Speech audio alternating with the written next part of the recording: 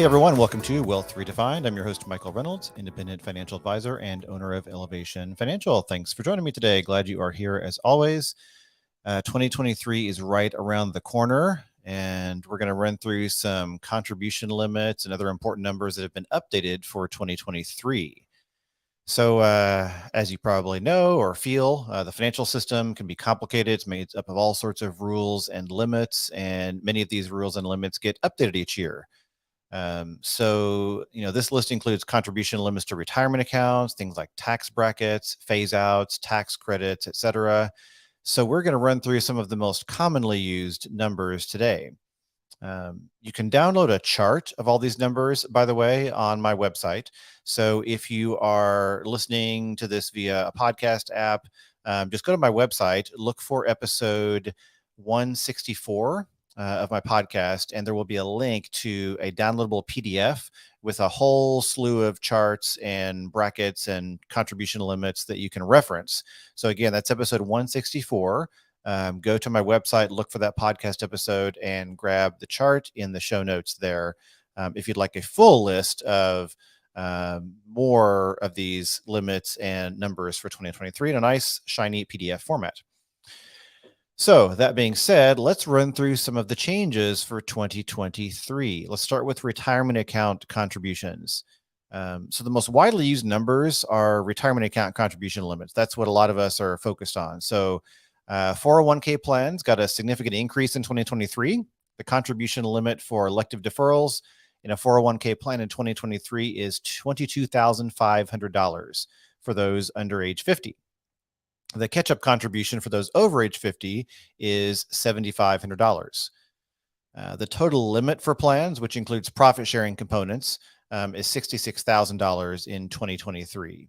So if you're making elective contributions in a workplace plan, your limit's likely going to be $22,500 or $75,000, with an additional $7,500 if you're over 50. But if you have a solo 401k or you have a profit-sharing plan, that number can be increased up to that 66,000 number in 2023, pending lots of other details. So for 403b plans, the additional catch-up contribution for those with 15 plus years of service is $3,000 in 2023. IRAs also got an increase in 2023, upping the annual contribution to $6,500 for those under age 50 and leaving the catch-up contributions at $1,000 for individuals over age 50. All right, let's talk phase-outs. 2023 phase-out levels have also increased. These are the numbers that determine eligibility for tax treatments for IRAs and eligibility for Roth IRAs. So the Roth IRA phase-out for those filing single is now $138 to $153, and married filing jointly is $218,000 to $228,000 in 2023.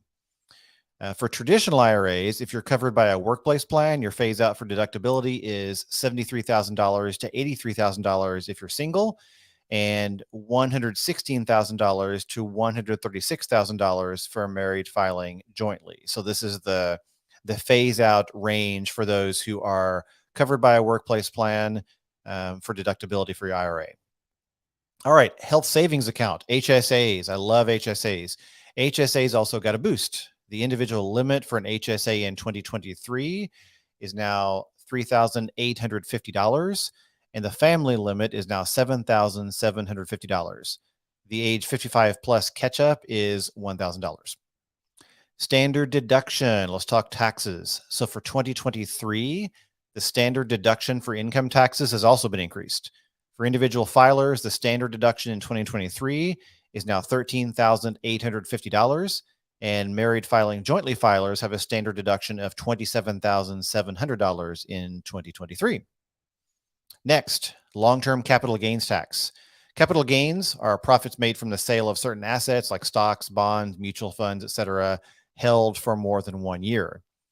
So in 2023, the capital gains tax rates for individual filers are 0% is $44,625 or less in income. You're at the 15% tax rate if your income ranges from $44,626 to $492,300, so a pretty big range there. and you'll be in the 20% capital gains bracket if your income is over $492,300. Sorry, I said that wrong. You're in the 20% bracket if your income is over $492,300. I think I said that right that time. So for married, that's all for single. For married filing jointly, the 0% tax bracket is up to $89,250. The 15% bracket is from $89,251 to $553. Sorry, $553,000, $850. And for 20%, you're going to be in the income range of $553,850. That's going to be the 20% bracket. Sorry, these numbers are kind of difficult to spit out all at once. So by the way, if you don't like listening to this and it's kind of tough to follow, go look at my blog post or go download the chart. It's all there, but I'm just kind of sharing the highlights. Gift tax exclusion. We'll wrap up with that. So for gift tax exclusion, the 2023 exclusion has been increased. This is the amount you can gift to another individual without filing a gift tax return. The annual gift tax exclusion has been increased by $1,000 in 2023 to $17,000 annually per person. So those are a few of the numbers that have been updated for 2023.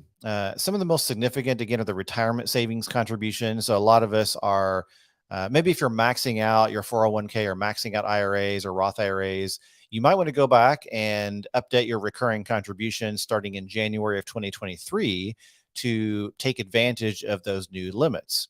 That's something you might want to consider with these new updated limits. Also, the phase outs are important to look at to see if you are maybe now eligible for certain contributions or tax deductions that you weren't otherwise eligible for in the current year. Maybe up your HSA savings as well with the new contribution limits. Be aware of the standard deduction and how that affects your taxes. And then also be aware of where you fall in long-term capital gains tax brackets because you may now be eligible for certain capital gains rates that you weren't before. And of course, that gift tax exclusion, you get an extra $1,000, up to $17,000 annually. You can gift to individuals per person without having to file a gift tax return. So there's some new limits there that you can take advantage of in 2023. So as I mentioned, this is not an exhaustive list. There are other numbers to be aware of, but these are kind of the highlights I like to point out.